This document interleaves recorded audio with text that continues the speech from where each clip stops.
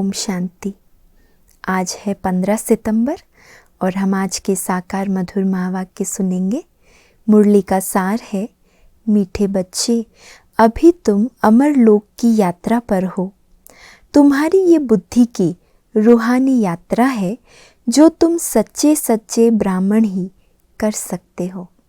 हमारी यात्रा है अमर लोक की यात्रा, रूहानी यात्रा और बुद्धि द्वारा करने वाली यात्रा। तो बाबा कहते हैं ऐसी रूहानी वंडरफुल यात्रा तो सिर्फ तुम सच्चे सच्चे ब्राह्मण ही कर सकते हो। जिस्मानी यात्रा तो सब करते हैं, लेकिन रूहानी यात्रा सिर्फ हम ब्राह्मण बच्चे ही कर सकते हैं। प्रश्न है, अपने आप से व आपस में कौन सी वार्तालाप करना ही शुभ सम्मिलन है? उत्तर है, अपने आप से बातें करो कि हम आत्मा अब इस पुराने छीछी शरीर को छोड़ वापस घर जाएंगे। ये तन कोई काम का नहीं, अब तो बाबा के साथ जाएंगे। आपस में जब मिलते हो तो यही वार्तालाप करो कि सर्विस वृद्धि को कैसे पाए, सबका कल्याण किस तरह हो, सबको रास्ता कैसे बताएं। यही शुभ सम्मेलन है। आपस में ऐसी रूहानी सर्विस की बातें करना, आत्म उन्नति की बातें करना, बाबा ने कहा यही रूहानी सम्मेलन है। गीत है, दिल का सहारा टूट ना जाए। ओम शांति। मीठे मीठे रूहानी बच्चे सभी सेंटर्स के ब्रह्मा मुख वंशावली सर्वोत्तम ब्राह्मण कुल भूषण अपने कुल को जानते हैं। कितने सारे टाइटल बाबा ने दिए। मीठे मीठे रूहानी बच्चे सभी सेंटर्स के ब्रह्मा मुख वंशावली सर्वोत्तम ब्राह्मण कुल भूषण अपने कुल को जानते हैं। जो जिस कुल के होते हैं वह अपने कुल को जानते हैं, चाहे कम कुल वाले हों या अच्छे कुल वाले हों। हर एक अपने कुल को जानते हैं और समझते हैं कि इसका कुल अच्छा है। अपने कुल को कभी भी कोई भूल नहीं सकता है ना। कुल कहो व जाति कहो, दुनिया में तुम बच्चों के सिवाय और कोई नहीं जानते कि ब्राह्मणों का ही सर्वोत्तम कुल है। पहला नंबर कुल कहेंगे तुम ब्राह्मणों का। तो ये कितनी नशे की बात है। सारी दुनिया में सर्वोत्तम कुल हम ब्राह्मणों का है। ये नशा हमको सदा चढ़ा रहना चाहिए। ब्राह्मण कुल अर्थात ईश्वरीय कुल। पहले है निराकारी कुल, फिर आते हैं साकारी सृष्टि में। सूक्ष्म वतन में तो कुल होता नहीं। ऊंचे से ऊंचा साकार में है तुम ब्राह्मणों का कुल। तुम ब्राह्मण आपस में भाई बहन हो। बहन और भाई होने कारण विकार में जा नहीं सकते। तुम अनुभव से कह सकते हो कि यह पवित्र रहने की बड़ी अच्छी युक्ति है। हर एक कहते हैं हम ब्रह्मा कुमार कुमारी है। शिववंशी तो सब हैं, फिर जब साकार में आते हैं तो प्रजापिता का नाम होने के कारण भाई बहन हो जाते हैं। जब निराकारी दुनिया में है तो शिववंशी सब आत्माएं हैं। जब साकार में आते हैं तो प्रजापिता ब्रह्मा मुख वंशावली ब्रह्मा कुमार कुमारियां ब्राह्मण कहलाते हैं। प्रजापिता ब्रह्मा है तो ज़रूर रचता है, एडॉप्ट करते हैं। तुम कुख वंशावली नहीं हो, मुख वंशावली हो। तो मनुष्य कुख वंशावली और मुख वंशावली का अर्थ भी नहीं जानते। मुख वंशावली अर्थात एडॉप्टेड बच्चे, कुख वंशावली अर्थात जन्म लेने वाले। तुम्हारा यह जन्म अलौकिक है। बाप को लौकिक, अलौकिक, पारलौकिक कहा जाता है। प्रजापिता ब्रह्मा को अलौकिक बाप कहा जाता है। लौकिक बाप तो सभी को है, वो तो कॉमन है। पारलौकिक बाप भी सभी का है। भक्ति मार्ग में तो हे भगवान, हे परमपिता सभी कहते रहते हैं, परंतु इस बाबा, कौन सा बाबा? अलौकिक पिता, प्रजापिता ब्रह्मा को कभी कोई पुकारते नहीं है। प्रजापिता ब्रह्मा की पहचान संगम पर बाबा आकर देते हैं। तो बाबा कहते भक्ति में किसी को पता ही नहीं कि लौकिक और पारलौकिक पिता के अलावा एक अलौकिक पिता भी है। ये बाबा भी होता है ब्राह्मण बच्चों का। उन दोनों को तो सब जानते हैं, बाकी ब्रह्मा में मूंझ पड़ते हैं, क्योंकि ब्रह्मा तो है ही सूक्ष्म वतन में। यहाँ तो दिखाते नहीं हैं, चित्रों में भी ब्रह्मा को दाढ़ी मूछ वाला दिखाते हैं, क्योंकि प्रजापिता ब्रह्मा यहाँ सृष्टि में है। सूक्ष्म वतन में तो प्रजा रच नहीं सकते, यह भी किसकी बुद्धि में नहीं आता है। ये सब बातें बाप समझाते हैं। ये रूहानी यात्रा भी गाई हुई है। रूहानी यात्रा वह जहाँ से फिर लौट नहीं आना है। ये रूहानी यात्रा ऐसी है जहाँ से हम वापस लौटकर इस मृत्यु लोक में नहीं आएंगे। दूसरी यात्राएं तो सब जन्म जन्मांतर करते रहते हैं और जाकर लौट आते हैं। वो है जिस्मानी यात्रा, ये है तुम्हारी रूहानी यात्रा। इस रूहानी यात्रा करने से तुम मृत्यु लोक में नहीं लौटते हो। तो हम कहाँ जाएंगे? सतयुग अमरपुरी में जाएंगे। बाप तुमको अमर लोक की यात्रा सिखलाते हैं। वह कश्मीर तरफ अमरनाथ की यात्रा पर जाते हैं। वह कोई अमरलोक नहीं है।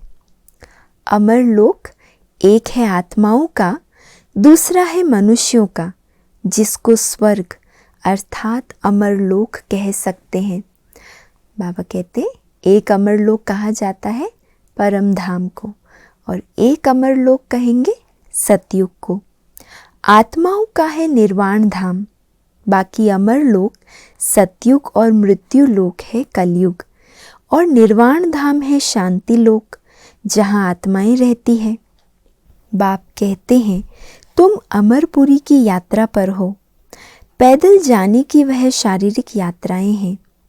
ये है रूहानी यात्रा, जो सिखलाने वाला एक ही रूहानी बाप है, और सिखलाने वाला एक ही है और एक ही बार आकर सिखलाते हैं। वो तो जन्म जन्मांतर की बात है। ये है मृत्यु लोक के अंत की यात्रा। ये तुम ब्राह्मण कुल भूषण ही जानते हो। रूहानी यात्रा अर्थात याद में हो। गाया भी जाता है अंत मते सुगति। तुमको याद आता ही है बाबा का घर। समझते हो कि अब नाटक पूरा होता है। ये पुराना वस्त्र, पुराना तन है। आत्मा में खाद पड़ने से शरीर में भी खाद पड़ती है। जब आत्मा पवित्र बनती है तो हमको शरीर भी पवित्र मिलता है। ये भी तुम बच्चे समझते हो, बाहर वाले तो कुछ नहीं समझते। तुम देखते हो कि कोई कोई समझते भी है, कोई की बुद्धि में ये ज्ञान नहीं। समझने वाला होगा तो ज़रूर किसको समझाएगा ना। मनुष्य जब यात्रा पर जाते हैं तो पवित्र रहते हैं, फिर घर में आकर अपवित्र बनते हैं। मास 2 मास पवित्र रहते हैं। यात्रा की भी सीजन होती है। सदैव तो यात्रा पर जा न सके। ठंडी व बरसात के समय कोई जा न सके, लेकिन ये रूहानी यात्रा चाहे कोई भी सीजन हो, चाहे कोई भी आयु वाला हो, चाहे कोई शारीरिक पीड़ा भी हो, तो भी ये बुद्धि की यात्रा हर आत्मा कर सकती है। जहाँ है वहाँ से कर सकती है। तो ऐसी रूहानी यात्रा इसीलिए बाबा ने कहा एक बाबा ही सिखलाते हैं और सिर्फ एक ही बार सिखलाते हैं। तुम्हारी यात्रा में तो ठंडी व गर्मी की कोई बात नहीं है। बुद्धि से खुद समझ सकते हो कि हम जा रहे हैं बाप के घर। जितना हम याद करते हैं उतना विकर्म विनाश होते हैं। बाप के घर में जाकर फिर हम नई दुनिया में आएंगे। ये बाबा ही समझाते हैं। यहाँ भी नंबरवार बच्चे हैं। वास्तव में यात्रा को भूलना नहीं चाहिए। जैसे जिस्मानी यात्रा पर कोई जाता है तो जब तक वो यात्रा पर है उसको कभी भूलेगा नहीं, याद रहेगा कि हम यात्रा कर रहे हैं। ऐसे बाबा कहते हैं आप बच्चे भी रूहानी यात्रा पर हो, और जब तक ये संगम युगी जन्म है, ये अंतिम जन्म चल रहा है, हम यात्रा पर ही हैं, तो भूलना नहीं चाहिए। लेकिन माया भुला देती है, इसलिए लिखते भी हैं बाबा आपकी याद भूल जाती है। अरे याद की यात्रा जिससे तुम एवर हेल्दी वेल्दी बनते हो, ऐसी दवाई को तुम भूल जाते हो। बाबा को भी वंडर लगता है, ऐसी यात्रा, ऐसी दवाई जिससे 21 जन्मों के लिए एवर हेल्दी एवर वेल्दी बन जाएंगे, उसको भूल जाते हो। वो यह भी कहते हैं कि बाप को याद करना तो बड़ा ही सहज है। अपने साथ बातें करनी होती है कि हम आत्मा पहले सतो प्रधान थी, अब तमो प्रधान बन गई है। अब शिव बाबा हमको युक्ति तो बहुत अच्छी बताते हैं, बाकी अभ्यास करना है। आंख बंद कर विचार नहीं किया जाता। बाबा ने एक्ट करके दिखाया कि कोई ऐसे आंख बंद करके विचार करने की बात नहीं है। ऐसे अपने साथ बातें करो कि हम सतो प्रधान थे, हम ही राज्य करते थे। वो दुनिया गोल्डन एज थी, फिर सिल्वर, कॉपर, आयरन एज में आ गए। अब आयरन एज का अंत है, तब बाबा आया हुआ है।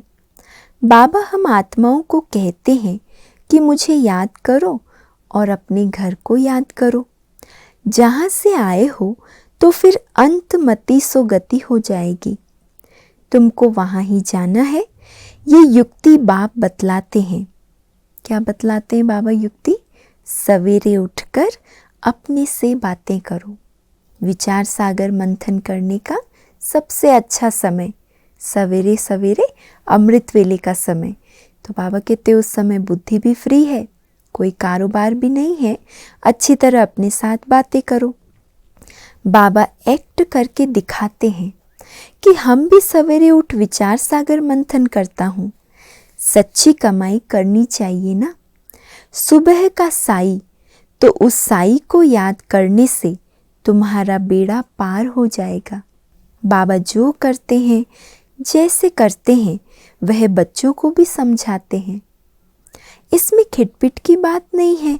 यह कमाई की बहुत अच्छी युक्ति है। अलफ को याद करने से बे की बादशाही तो मिल ही जाएगी। बच्चे जानते हैं कि हम राजयोग सीख रहे हैं। बाबा बीज रूप नॉलेजफुल है, तो हम भी झाड़ को पूरा समझ गए हैं। ये भी मोटे रूप में नॉलेज है। आदि में ये झाड़ कैसे वृद्धि को पाता है, फिर कैसे उनकी आयु पूरी होती है।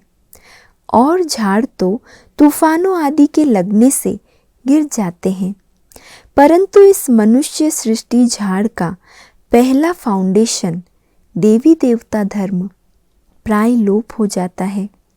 ये भी होना ही है। ये भी ड्रामा में नूंद है कि आदि सनातन देवी देवता धर्म फिर प्राय लोप हो जाएगा। जब ये गुम हो जाए तब कहा जाए कि एक धर्म की फिर से स्थापना और अनेक धर्मों का विनाश। कल्प कल्प यह धर्म प्राय लोप होता है। आत्मा में खाद पड़ जाती है तो जेवर झूठा हो जाता है। बच्चे समझते हैं हमारे में खाद थी, अब जब हम स्वच्छ बनते हैं तो औरों को रास्ता बताते हैं। दुनिया तो तमो प्रधान है, पहले सतो प्रधान हेवन था। तो बच्चों को सवेरे सवेरे उठ अपने से बातें अर्थात रूह रिहान करनी चाहिए, जिसको बाबा ने आज क्या नाम दिया। ऐसे अपने साथ आत्म उन्नति की बातें करना बाबा ने का यही शुभ सम्मेलन है। विचार सागर मंथन करना चाहिए। फिर किसको समझाना होता है कि ये 84 जन्मों का चक्र है। 84 जन्म कैसे लेते हैं, कौन लेते हैं? ज़रूर जो पहले आएंगे वही लेंगे। बाप भी भारत में आते हैं, आकर 84 का चक्र समझाते हैं। बाप कहाँ आए हैं ये भी नहीं जानते हैं। बाप आकर अपना परिचय खुद देते हैं, कहते हैं कि मैं तुमको राजयोग सिखलाता हूँ, मन मना भव। मुझे याद करो तो विकर्म विनाश होंगे। ऐसी समझानी कोई दे न सके। भल गीता आदि सुनाते हैं, वहाँ भी लोग जाते रहते हैं, परंतु भगवान कभी तो आया होगा, ज्ञान सुनाया होगा। फिर जब आए तब सुनाए ना, आए तभी तो सच्चा गीता ज्ञान सुनाए। वो लोग तो गीता पुस्तक उठाकर बैठ सुनाते हैं। यहाँ तो भगवान है ज्ञान का सागर, इनको कुछ हाथ में ले पढ़ना नहीं है, ये सीखता नहीं है। शिव बाबा को कोई पुस्तक उठाकर देखकर बताने की ज़रूरत नहीं है कि पहले वो पढ़े फिर हमको पढ़ाए। वो तो सुप्रीम शिक्षक है ना, उसको कुछ भी पढ़ना या सीखना नहीं है। कल्प पहले भी आकर तुम बच्चों को संगम पर सिखाया था। बाप ही आकर राजयोग सिखलाते हैं। यह है याद की यात्रा, तुम्हारी बुद्धि ही जानती है। सिवाय ब्रह्मा मुख वंशावली ऐसा कोई मनुष्य नहीं होगा जिसके पास ये ज्ञान होगा। सब में सर्वव्यापी का ज्ञान भरा हुआ है। यह कोई नहीं जानते कि परमात्मा बिंदी है, ज्ञान सागर पतित पावन है। सिर्फ ऐसे ही गाते रहते हैं। गुरु लोग जो सिखाते हैं वह सत्य सत्य करते रहते। सत्य वचन महाराज कह के सत्य सत्य करते रहते। एक तरफ कहते हैं परमात्मा सर्वव्यापी है तो सत्य सत्य कह देते। फिर किसी ने कहा नाम रूप से न्यारा है तो भी सत्य सत्य कहते हैं। किसी ने कह दिया हजारों सूर्य से तेजोमय है तो भी सच कह देते। किसी ने कह दिया जानवर में पत्थर ठिक्कर सब में आत्मा सो परमात्मा सब में है तो वो भी सत्य कह दिया। बाबा कहते कुछ नहीं समझते, अर्थ कुछ भी नहीं समझते, न उस पर कभी विचार चलाते, तो ये सत्य है या नहीं। बाप समझाते हैं कि तुम बच्चों को चलते फिरते याद की यात्रा में ज़रूर रहना है, नहीं तो विकर्म विनाश हो नहीं सकते। कुछ भी कर्म करते रहो परंतु बुद्धि में बाप की याद रहे। कर्म तो करना है, कर्मों का संन्यास नहीं है, लेकिन बुद्धि में बाबा की याद रहे। कर्म योगी बनकर हर कर्म में बाबा की याद समाई हो, ऐसा कर्म करना है। श्रीनाथ द्वारे में भोजन बनाते हैं तो बुद्धि में वह श्रीनाथ रहता है ना, बैठे ही मंदिर में है। जानते हैं कि हम श्रीनाथ के लिए बनाते हैं। भोजन बनाया, भोग लगाया, फिर घर वाले बच्चे आदि याद आते रहेंगे। वहाँ भोजन बनाते हैं, मुख बंद, बात नहीं करेंगे। श्रीनाथ द्वारे में मुख पे पट्टी बांध लेते हैं, बात नहीं करते हैं। मनसा से कोई विकर्म नहीं बनता है। वह श्रीनाथ के मंदिर में बैठे हैं और यहाँ वो तो फिर भी चैतन्य में कुछ नहीं है उनके सामने, जड़ मूर्ति के लिए श्रीनाथ द्वारे में भोग बना रहे हैं। यहाँ तो शिव बाबा के पास बैठे हो जो स्वयं डायरेक्ट आकर सुना रहा है। यहाँ भी बाबा युक्ति बताते रहते हैं, बच्चे कोई फालतू बात नहीं करना। यहाँ भी बाबा युक्ति बताते रहते हैं, बच्चे कोई फालतू बात नहीं करना। कोई भी कर्मेंद्रियों से हमसे विकर्म नहीं होना चाहिए। तो खास बाबा मुख के लिए बोल रहे कि मुख से कोई फालतू बातें नहीं करना। सदैव बाप से मीठी मीठी बातें करनी है। जैसा बाप वैसे बच्चे। बाप की स्मृति में रहता है कि चक्र कैसे फिरता है, तब तुम बच्चों को आकर सुनाते हैं। तुम बच्चे जानते हो कि हमारा बाबा मनुष्य सृष्टि का बीज रूप चैतन्य है। कितनी सहज बात है, परंतु फिर भी समझते नहीं हैं क्योंकि पत्थर बुद्धि है ना। उस बीज को हम चैतन्य नहीं कहेंगे, ये नॉलेजफुल चैतन्य है, ये एक ही है। वह बीज तो अनेक प्रकार के होते हैं। भगवान को कहा जाता है मनुष्य सृष्टि का बीज रूप। तो बाप हो गया ना। आत्माओं का बाप परमात्मा है तो सभी ब्रदर्स ठहरे। बाप भी वहाँ रहते हैं जहाँ तुम आत्माएं निवास करती हो। निर्वाण धाम में बाप और बच्चे रहते हैं। इस समय तुम प्रजापिता ब्रह्मा की संतान, भाई और बहन हो, इसलिए कहलाते हो शिववंशी ब्रह्मा कुमार कुमारियाँ। ये भी तुमको लिखना है कि हम ब्रह्मा कुमार कुमारियाँ भाई बहन हैं। शुरू में ही बाबा ने बताया था कि निराकारी दुनिया में आत्माएं रहती है और जब साकार में आते हो तो प्रजापिता ब्रह्मा की संतान भाई बहन हो गए। इसीलिए सबको ये बताना है। बाप ब्रह्मा द्वारा सृष्टि रचेंगे तो भाई बहन ठहरे ना। कल्प कल्प ऐसे ही क्रिएट करते हैं, एडॉप्ट करते जाते हैं। मनुष्य को प्रजापिता ब्रह्मा नहीं कहा जाता। भल बाबा कहते हैं परंतु वो है हद का। इनको प्रजापिता कहेंगे क्योंकि बहुत प्रजा है, अर्थात ढेर बच्चे हैं। तो बेहद का बाप बच्चों को सभी बातें बैठ समझाते हैं। ये दुनिया बिल्कुल बिगड़ी हुई छीछी है। ये पुरानी तमो प्रधान दुनिया बिल्कुल बिगड़ी हुई है और छीछी दुनिया है। अब तुमको वाह वाह की दुनिया में ले जाते हैं। तुम्हारे में भी बहुत हैं जो भूल जाते हैं। अगर ये याद हो तो बाप भी याद रहे और गुरु भी याद रहे कि अब वापस जाना है। पुराना शरीर छोड़ देंगे क्योंकि ये तन अब काम का नहीं है। आत्मा जब पवित्र होती जाती है तो शरीर भी पवित्र होना है।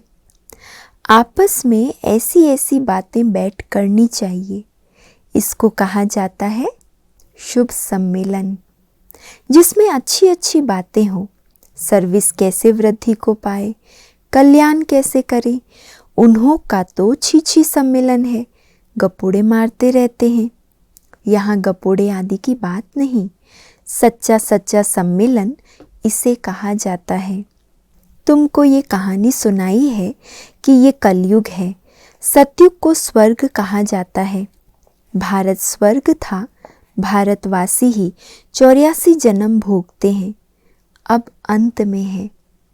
यही भारत स्वर्ग कहलाता था और अब नर्क बन गया है क्योंकि 84वां अंतिम जन्म आ गया है। अब तुम तमो प्रधान से सतो प्रधान बनते हो। इसमें कोई गंगा स्नान आदि नहीं करना है। भगवानुवाच मैं सभी का बाप हूँ। डायरेक्ट शिव बाबा क्या कहते हैं? भगवानुवाच मैं सभी का बाप हूँ।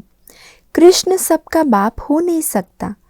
एक दो बच्चे का बाप श्री नारायण है, ना कि श्री कृष्ण, है ना। श्री कृष्ण तो खुद ही बाल रूप में है, प्रिंस है, वो किसी का पिता नहीं हो सकता है। हाँ, नारायण एक दो बच्चों का पिता ज़रूर है। श्री कृष्ण तो कुमार है। इस प्रजापिता ब्रह्मा को तो बहुत बच्चे हैं। कहाँ कृष्ण भगवानुवाच, कहाँ शिव भगवानुवाच। भूल कितनी बड़ी कर दी है।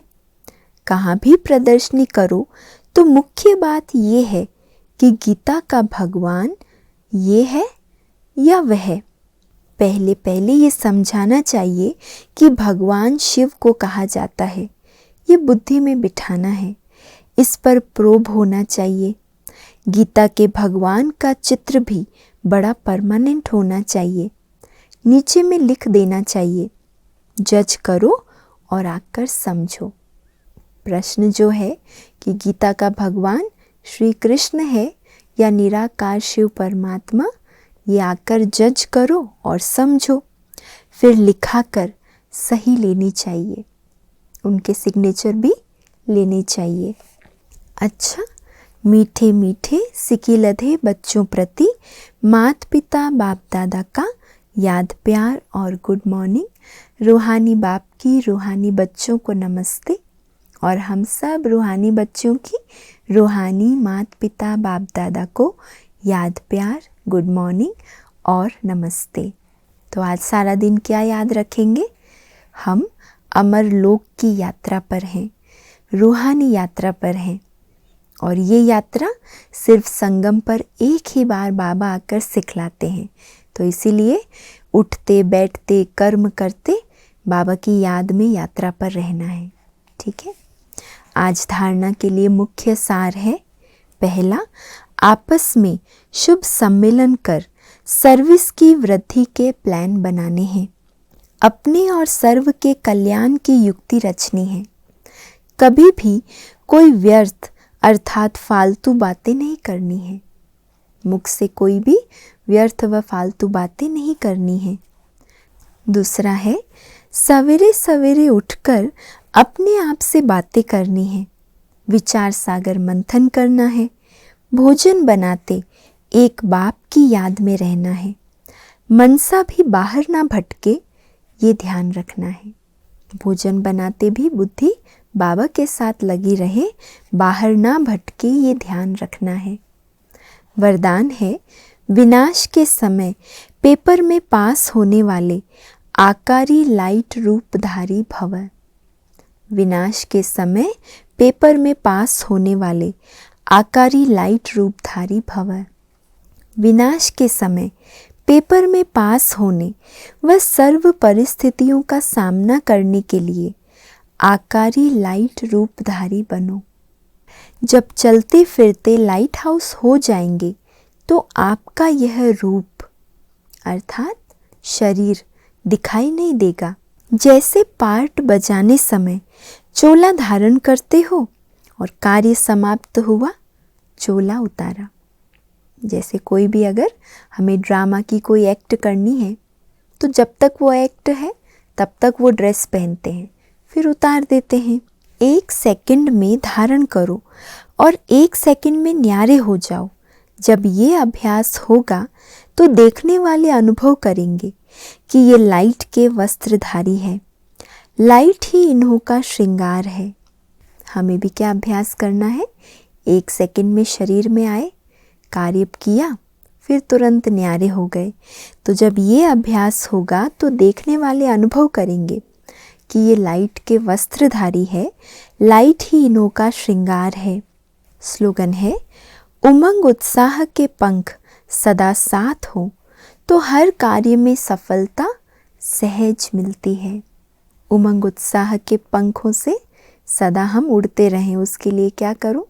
याद रखना है, उमंग उत्साह के पंख सदा साथ हो तो हर कार्य में सफलता सहज मिलती है। और आज का व्यक्त इशारा है, अभी संगठित रूप में लाइट हाउस माइट हाउस बन शक्तिशाली वाइब्रेशंस फैलाने की सेवा करो। वरदान में भी यही था, लाइट हाउस बनो। अव्यक्त इशारे में भी बाबा यही कह रहे, संगठित रूप में लाइट हाउस माइट हाउस बन शक्तिशाली वाइब्रेशंस फैलाने की सेवा करो। अभी अपनी वृत्ति को, वाइब्रेशन, वायुमंडल को पावरफुल बनाओ। वृत्ति, वाइब्रेशन और वायुमंडल, चारों ओर का वायुमंडल संपूर्ण निर्विघ्न, रहम दिल, शुभ भावना, शुभकामना वाला बने। तब यह लाइट माइट प्रत्यक्षता के निमित्त बनेगी। तो ये अभ्यास संगठित रूप में करेंगे तो बाबा कहते ये लाइट और माइट प्रत्यक्षता के निमित्त बनेगी। अच्छा, ओम शांति।